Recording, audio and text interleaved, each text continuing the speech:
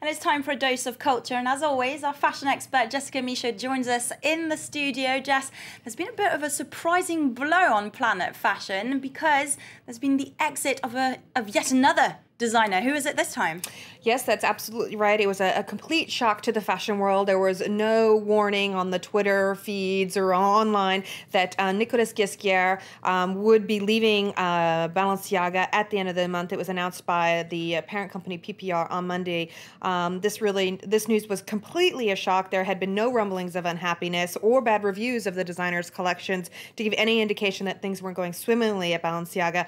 Ghesquière's been with the house, as you mentioned, for 15 years and is really credited with almost single-handedly resurrecting the brand, giving it a cult status among the fashionistas.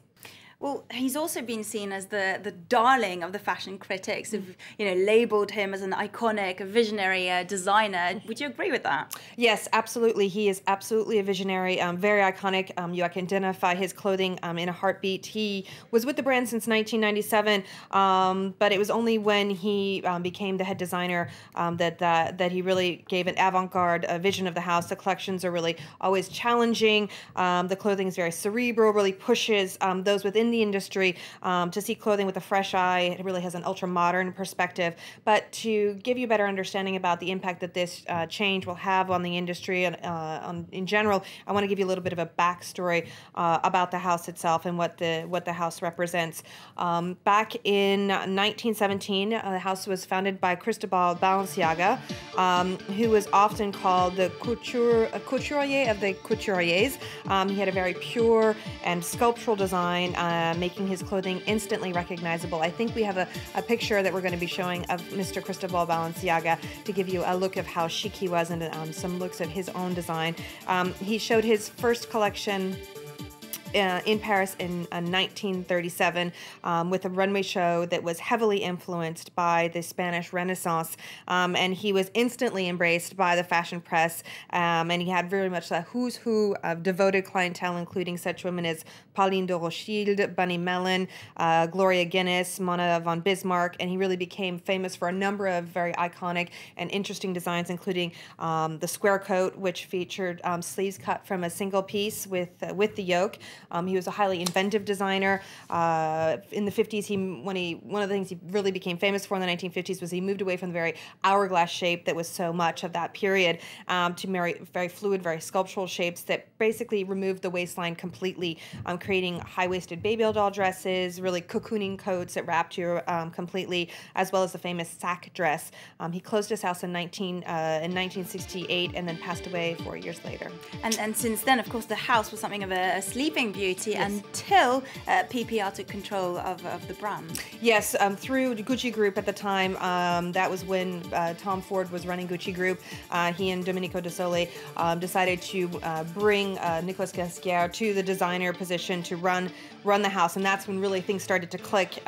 He really challenged a modern aesthetic. He gave a new focus also through sportswear, and also did a lot of experimentation with high-tech and innovative fabrics. But to give you kind of a link between Balenciaga the man and Nicolas Ghesquière, we actually talked to Olivier Sayard, who is the director of the fashion museum, Musée Guerriera here in Paris, about what is the connection between the two men, and this is his answer.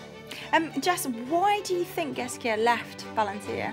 Well, before that, let's listen to what what Olivier Sayard has to say about the link between both men, Mr. Balenciaga and Nicolas Ghesquière. Ce qui est haute couture chez Cristobal Balenciaga. Cristobal Balenciaga's haute couture has now become a laboratory with Nicolas Ghesquière. And I think something they have in common is their very strict approach and perfectionism with regard to their work and collections. Nicolas Ghesquière is a great fashion auteur who sometimes lends his talents to translating Balenciaga like a faithful spouse, then abandons it, then reinvents it. That is what produces the flavor and the richness. Okay, so Jess, now you can tell me why you think that he's leaving Balenciaga. Well, listen, there's been a lot of speculation about that, and a number of sources who, of course, want to remain confidential have said that going about a year now, there's been frustration on the part of the designer involving financial matters and also the more commercial tone that some of the lines of Balenciaga had started to take. He also maybe felt a bit, how would I put this, concerned that his issues weren't being addressed by the president or the chairman of PPR, François-Henri Pinault. So those are what we're hearing of the possible reasons. But what will he do now? Well, there's been a lot of chatter. As much as nobody knew about this was coming, there's been a lot of chatter that apparently he has been courted or wooed by Bernard Arnault, which is, of course, the arch rival of PPR at LVMH, that he's offered to maybe start a signature line for Nicolas Ghesquière, and if there was one designer who could probably pull it off, it would be him. His name is so well known, and that possibly that brand would then be run by one of Arnault's children, either Delphine or his son Antoine. But so far, the designer is being completely mum. As soon as I have news, I'll let you know about that. Yeah, and do we know who's actually going to replace him? I wish I could tell you who that is. There has been a lot of discussion about that. The CEO of Balenciaga has said that she does have a short list of designers that she's looking at.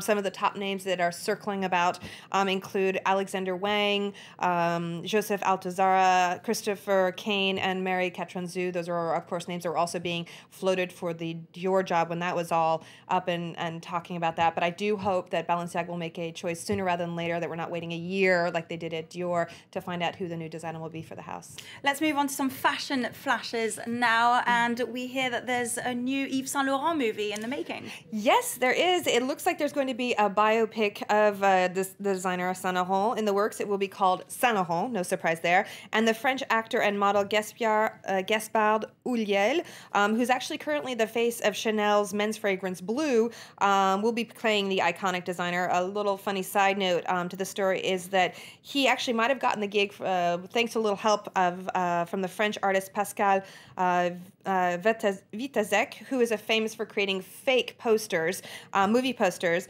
and he recently made one of the model actually looking like Yves Saint Laurent in a fake movie poster, and he looked very convincingly like Saint Laurent, so maybe that had something to do with him getting the gig. And I'm talking about Chanel. Women should perhaps start stocking up on the Chanel No. 5, or not? Yes, well, there's no harm in ever stocking up in Chanel No. 5, in my opinion, but the iconic perfume, which has been around since 1921, is one of the many fragrances that could be seriously affected by a new proposal by the European Union on an allergy ban.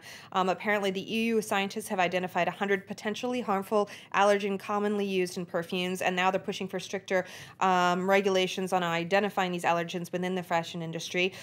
These measures would include, better identification of the ingredients on the packaging, restricting some ingredients, and then banning some completely. And that's where the problem with Chanel No. 5 comes in, because it uses tree moss, which is also used in Miss Dior, by the way, in case you wear that instead. And that's one of the ingredients that the EU would like to see banned. Now, this proposed reform is supposed to come into play in 2014, but until then, there's going to be a commission. They're going to look into whether or not the pros and the cons between these fragrances versus how much allergies they will actually cause. All right, Jess, well, I'm afraid that wraps up our fashion news for the day. Don't forget, if you want, you can always go on to Jessica's website, nowfashion.com, and you can also follow her on Twitter. Well, if you want some more news and analysis, don't forget you can go onto our website, www.france24.com, for more news and analysis. Do stay tuned to France 24.